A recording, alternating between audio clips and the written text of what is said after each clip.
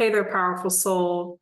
As the first of many things, possibly even the first born daughter inside of your bloodline and your family, you have firsthand experience of being a first and the pressure that comes with that.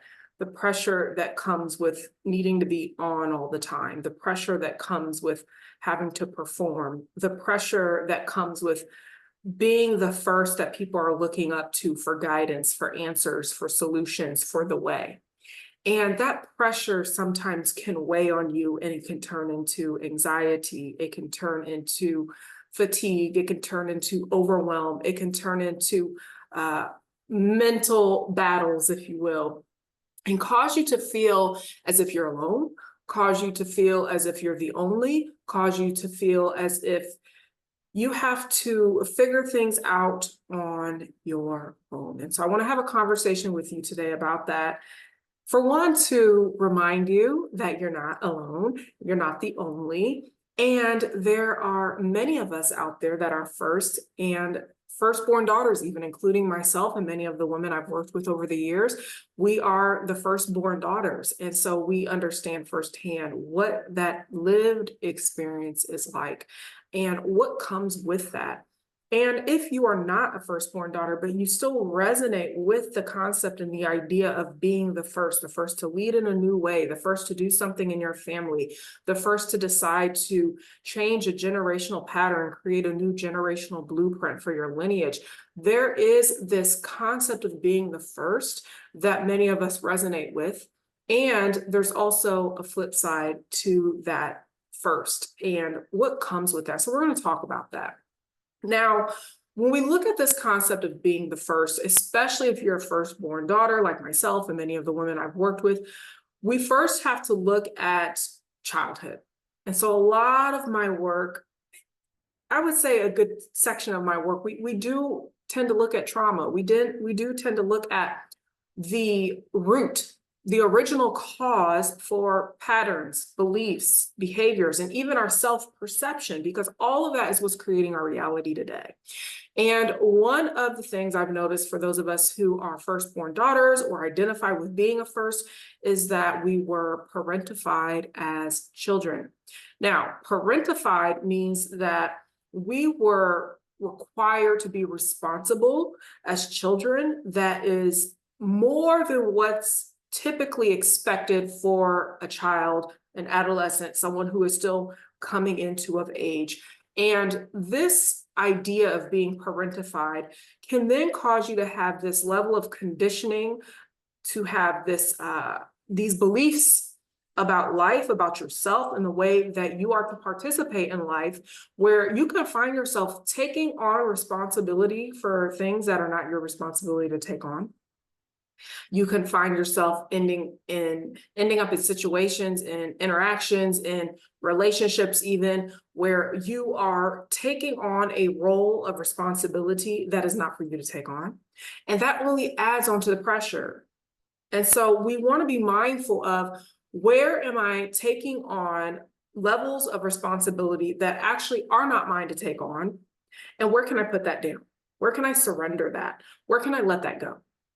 Because then we can start to release some of the pressure that sometimes we're putting on ourselves. Sometimes this pressure isn't even coming from anywhere outside of us. It's coming from inside. It's coming internally because of the programming and the conditioning from being parentified, because we were shaped and molded to be good adults as children. Crazy, right? That as a child, you are being conditioned to be an adult before it's time for you to be an adult. That was my experience. I was the oldest inside of our home of three. I was the oldest daughter, and I had to be responsible for my little siblings. There was a lot of abuse involved. If my siblings did something that was wrong or out of line or was against the family rules, rather than them being consequenced and punished, I was beaten, I was abused for their shortcomings. And so I was being parentified as a young child for the behavior of my younger siblings. On top of that, I was also then being held responsible for all sorts of things like cooking and cleaning and keeping up with home as a little girl, very young child. And so the idea of being responsible was something I had become quite familiar with at a very young age. And I didn't realize at the time that it was literally conditioning me, programming me, shaping and molding me to be an overly responsible person, where I would then take on the responsibility of things that were not mine to take on. Especially in my former career, I would work in my former career and I would see flaws in the system, or I would see policies that needed to be corrected or changed. And I was always stepping up. And while that's a great leadership quality, because as first we're natural leaders, we're great leaders, we also have to be mindful of what's ours to take on and what's ours to lay down. And so when we look at this concept of being parentified at a younger age, we can then start to understand why we do what we do and become aware of when we are being responsible for things that are not for ourselves to take on, so that we can stop putting on so much pressure on ourselves. That eliminates stress, that eliminates overwhelm, that eliminates this need to be on all the time. That's when we can start to surrender more into peace and ease and flow and grace and be more in our feminine. Because when you are feeling pressure, when you are feeling overwhelmed, when you are feeling stress, you're not connected to your feminine essence. And so sometimes we have been parentified out of our feminine essence. And we have to reparent ourselves to reconnect with our feminine essence, which is a part of the work that I do in one of my signature programs, where I support women to return to your feminine essence and how to then stay in that state and remind yourself how to get back into that state when we tend to forget. Because we're human, it happens, especially when you are a modern day, high achieving, ambitious woman. Now, another part of this pattern, speaking of ambition and high achieving, is being overly parentified can also cause you to have this hyper independence pattern. Now, when you are really hyper independent, this means that you are so self-sufficient and self-reliant on the self that you may struggle to ask for help. You may even notice, if you're single, that the idea of having a partner, a helpmate, someone who is in relationship with you to be of support, to co-create a reality where you are thriving together, where you are experiencing an enjoyable life, may actually feel foreign, may feel impossible, because you've become so self-reliant. It actually may frighten you at the very thought of having someone by your side supporting you day in and day out. This was something I experienced. I was a former single mother before I met my husband over a decade ago. And I was so self-reliant and self-sufficient, owned my own home, had my education, had a career, raising my son into a very great person. And I was very reliant on thyself, very hyper independent, did not know how to ask for help until I started going deep into my feminine embodiment work. And the idea of committing to a long-term relationship scared the living bejesus out of me, because I was so dependent on myself. And so in my work, I also talk about the difference between hyper independence, being codependent, and then interdependent, because we want to make sure that we are being interdependent humans. Because I don't believe God put us on this planet to do life alone. I don't believe God put us on this planet to be all about me, myself, and I. I believe we were here to be in community, to be in connection, to be in relationship, and to build together. And in order to do that, you have to rewire this hyper independent pattern that was cultivated and created in childhood that may have helped you to survive, may have even helped you to succeed. However, it's not going to help you thrive, and it's also not going to help you create sustainable, long-term, healthy, harmonious relationships. Now, when we look at hyper independence, we now start to see this domino effect happen, where you now have become very high achieving and ambitious. You are just naturally a driven person. You love to go out there and make things happen. You've got your education, you've got your success. You probably have either created some success in the work you do or in your business. And so achievement, achieving, accomplishment, success, being driven and ambitious is not foreign to you at all. In fact, it probably is your middle and last name, right? I can relate. And we have to know When is it time to be in that high achieving mode? And when is it time to be in our relaxed, radiant, feminine, experienced, embodied self mode? Two totally different versions of ourselves. Again, this is part of the work that I do, supporting you with navigating these ebbs and the flows of the duality of your womanhood as a leader, so that you are not going home to your beloved with your boss hat on and trying to control and manipulate and force and push, because that is going to drive them away. That is going to deactivate the magnetism and polarity in your relationship, which then shuts off intimacy, connection, good sex, good connection, all that good stuff. And so we have to be aware of ourselves. We have to know thyself on such a deep level where we are able to know, who am I being as a leader and who am I being as a lover? Because there are aspects of who you're being as a leader that don't always work well as a lover. And there's aspects of who you are as a lover that don't always blend well with the parts of you that are a leader. So we have to have a heightened level of awareness as women, so that you are able to lead with such a beautiful, harmonious approach to your life and your work and your relationships, and starting to experience some harmony there. Now, when we are knowing this about ourselves, then we get to bring a level of intentionality inside of our lives, inside of our relationships, and inside of our leadership, so that we don't disconnect and unplug from our feminine essence in such a way where we are just always in hyper achievement, hyper independent mode, always feeling the pressure to perform, always feeling on, always feeling like we have to show up and save the day. Then you will slowly notice you dwindle away, and your feminine essence starts to feel like a foreign concept. It starts to feel out of reach. It starts to feel like it's in never land somewhere in the Netherlands, and you don't even know how to re-access it. And this is why feminine embodiment work is so important as accomplished spiritual leaders, because it's a real true part of ourselves. And we don't want to neglect it just because we're ambitious and high achieving and independent, but we also want to make sure that we don't lose that part of ourselves, because you actually value that. It's good to be achieving and ambitious and driven, because that's how we are able to move the world forward, especially those of us are first.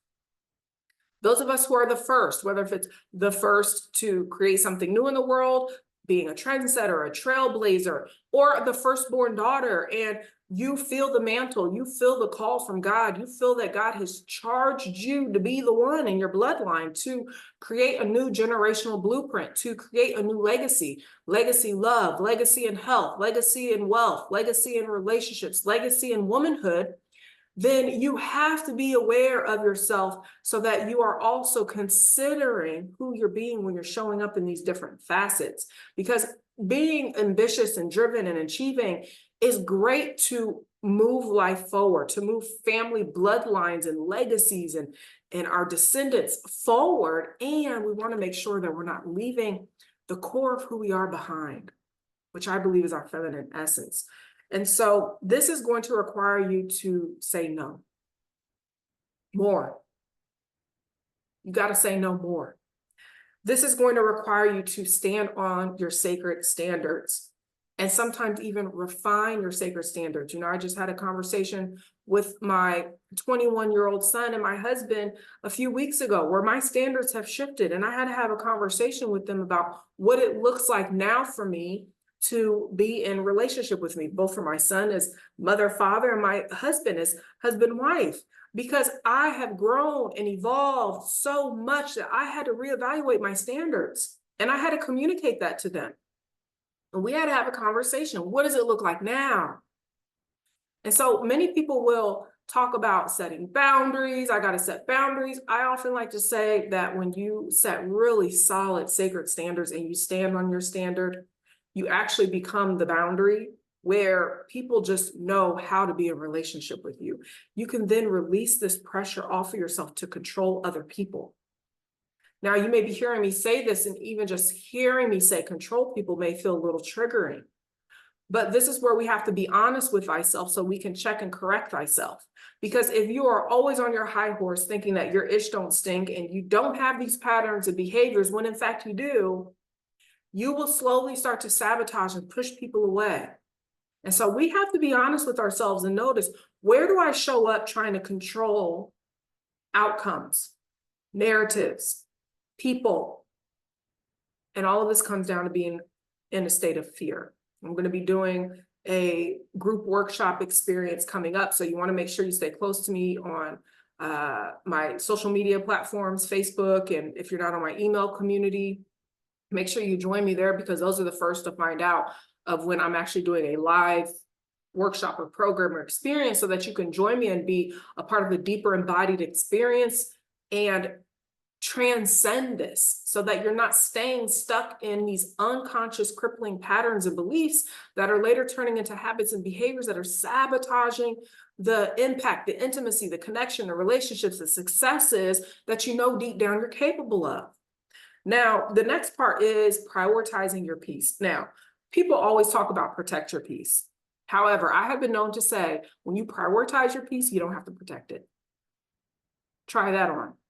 When we are prioritizing our peace, prioritizing ourselves, prioritizing our self-care, prioritizing our feminine habits, we don't have to go around shouting that we're protecting our peace, because you are embodied in that way of being. It's who you be, day in and day out, moment by moment. You don't need to go on a week-long vacation just to feel connected to yourself again, or to woosah, because you have figured out how to live your life in such a way where you go on vacation for the experience, not to de-stress.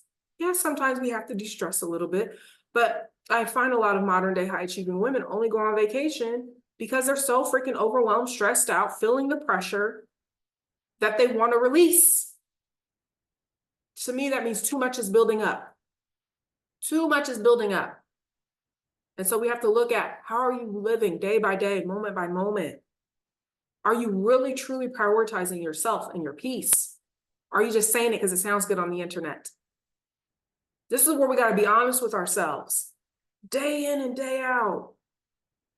I started working on this 2 decades ago as a single mama, because I realized that what my mother was showing me growing up was somebody who was not doing that. She was not prioritizing her peace. She was not prioritizing herself. She was always working 16 plus hours a day, feeling the pressure to be on, pressure to perform, pressure to do what she had to do to take care of her family. And she left nothing left in the tank for herself, completely unplugged from her feminine essence. And so she may have found herself saying things to herself, maybe like, I need to protect my peace. Well, she wasn't prioritizing it. Now, this last part, and I've mentioned this before on this conversation, is noticing where you have gotten yourself into a pattern of feeling like you need to fix, save, change, or control other people. Because anytime you're doing that, you're actually avoiding doing the work within yourself. You're trying to release that pressure that you've been feeling. That pressure to be on, that pressure to perform. Instead of trying to fix, save, change, or control other people, you've got to look back at thyself. How am I being? Who am I being? How am I showing up? Now, when you are first, and you're the first to lead in a new way, you're the trendsetter, you're the trailblazer, or you are the first in your bloodline, the firstborn daughter, then sometimes you may feel like you are even ahead of your time, right? I know I felt that many times throughout my journey, both as a leader and as a woman. I love fashion, and even inside of the work that I do. I started talking about trauma many years ago, before it was a trend, before it was popular. I would host these in-person workshops in my community to talk about trauma awareness and nervous system regulation before people were even using those terms. And so I have always been ahead of my time. I was talking about therapy 2 decades ago on college campus before people even knew that that was a thing. And so I have always been ahead of my time. I have always been a trendsetter, a trailblazer, who was a visionary and saw the way forward and would be brave and bold to lead the way. However, sometimes in doing that, I often felt alone. I often felt like I was the only. and I isolated myself. And so what I had to learn how to do was to put myself in community around other firsts. And that is something I'm really excited about creating inside of my work, is community for firsts. So that you know that you're not alone, that you're feeling fully held, seen, heard, and supported as all of you, with the best approaches, modalities, tools on this freaking planet. I'm talking about world-class support.